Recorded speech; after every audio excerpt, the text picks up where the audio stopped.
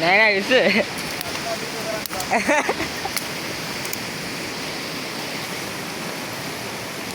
බලු බෙදලා ගන්න නෑ බලන්න මේ බැදෙනවා මේ.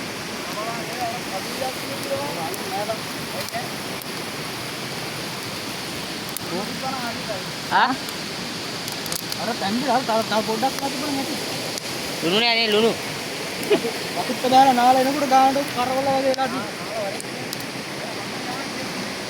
ආ මාළු මදි ගන්න.